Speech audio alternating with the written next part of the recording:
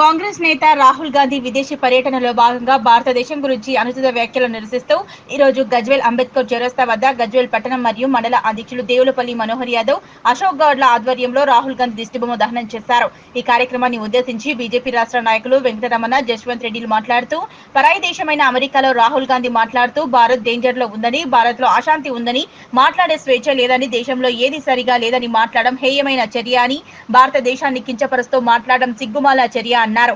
ప్రపంచంలోనే అగ్రదేశంగా ఎదుగుతున్న భారతదేశాన్ని పరాయి దేశంలో కించపరుస్తూ మాట్లాడినందుకు తక్షణమే భారతదేశ ప్రజలకు బేషరతుగా క్షమాపణలు చెప్పాలని డిమాండ్ చేశారు. ఈ కార్యక్రమంలో assembly co convener Elkanti Suresh, senior నాయకులు ఉప్పల మధుసూదన్, సిలివేరి జనార్దన్, జిల్లా ఎస్సీ మోర్చా అధ్యక్షుడు శివకుమార్, జిల్లా ప్రధాన కార్యదర్శి శేఖర్, పట్టణ ప్రధాన కార్యదర్శి మహేందర్, మండల పట్టణ ఉపాధ్యక్షులు బార్ అరవింద్, మడ్గూరి నర్సింహులు, నాయని సందీప్, బీజేపీ నాయకులు భాస్కర్ రెడ్డి, రాజశేఖర్ రెడ్డి, భీమ్ కుమార్, లక్ష్మారెడ్డి, గణపతి, సాయి తదితరులు పాల్గొన్నారు. మోదీ మీద చేసిన కామెంట్స్ కానీ మిస్రిప్రజెంట్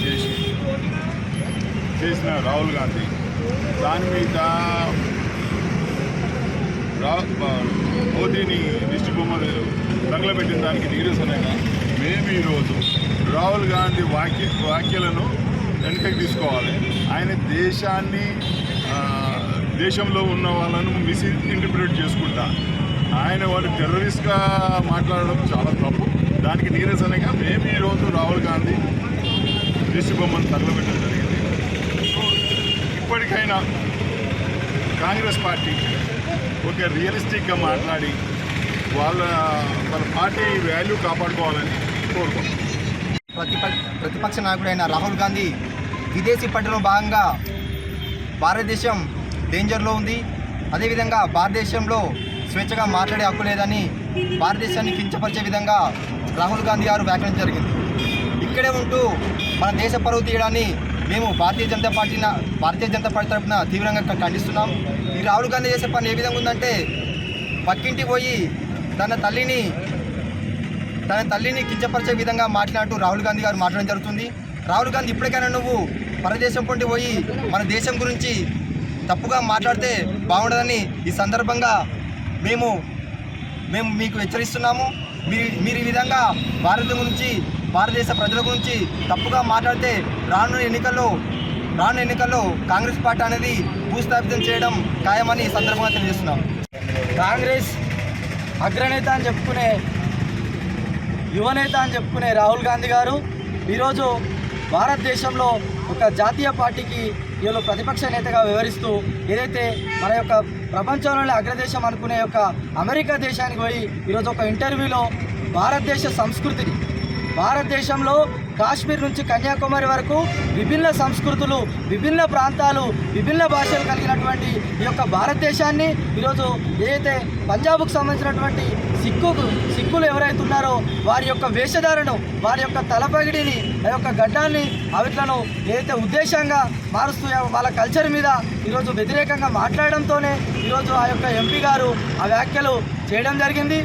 ఇప్పుడు ఫస్ట్ మతిస్థితం కోల్పోయిన రాహుల్ గాంధీ ఈరోజు అమెరికాలో ఈ యొక్క విద్యకు సంబంధించినటువంటి సంస్కృతుల మీద, ఈ యొక్క వేషధారణల మీద, భాషల మీద ఎందుకు ఏ విధంగా మాట్లాడతాడని చెప్పి మేము అడుగుతా ఉన్నాం. అక్కడి నుంచి 3వ ఆర్థిక వ్యవస్థగా మనం ఎదుగుతూ ఉన్నాం.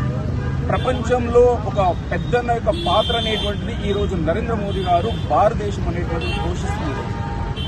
ఇటువంటి సందర్భంలో ఒక లీడర్ ఆఫ్ ద అపోజిషన్గా ఉండి విదేశీ గడ్డ మీద అమెరికాకు వెళ్ళి యునైటెడ్ నేషన్స్ మీటింగ్ జరుగుతున్న సందర్భంలో భారతదేశానికి వ్యతిరేకంగా ఈ భారతదేశంలో సిక్ మతస్థులు ఎవరైతే ఉన్నారో వాళ్ళ టెంపుల్కి సంబంధించి గురుద్వారాకి వెళ్ళలేకపోతున్నారు, వాళ్ళకి సంబంధించిన పగిడి పెట్టుకోలేకపోతున్నారు, వాళ్ళకి సంబంధించినటువంటి కడియం పెట్టుకోలేకపోతున్నారు అనేటువంటి ఒక గాస్పెల్, అంటే ఒక అబద్ధపు ప్రచారము ప్రపంచ వేదిక మీద చెప్పి భారతదేశాన్ని విచ్ఛిన్నం చేసే విధంగా, భారతదేశాన్ని అవమానపరిచే విధంగా వ్యాఖ్యానించడం అనేటువంటిది చాలా దురదృష్టకరము. ఇది ఎలా ఉందంటే ఒక ఖాళీస్థాన్ అనేటువంటి ఒక మూవ్మెంట్కి సపోర్ట్ చేసే విధంగా ఉంది.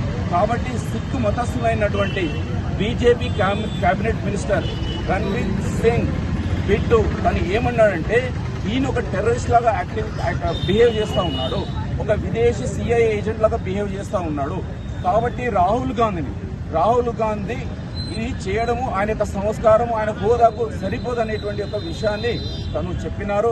దాన్ని బేస్ చేసుకుని నేను మొత్తం దేశం మొత్తం మీద కాంగ్రెస్ వాళ్ళు మా యొక్క నాయకుని మీరు టెర్రరిస్ట్ అంటారా అని చెప్పేసి పెద్ద ఎత్తున ధర్నాలు చేసి నరేంద్ర మోదీ గారి యొక్క చిత్రపటాన్ని వారు దహనం అనేటువంటి చేయడం జరిగింది.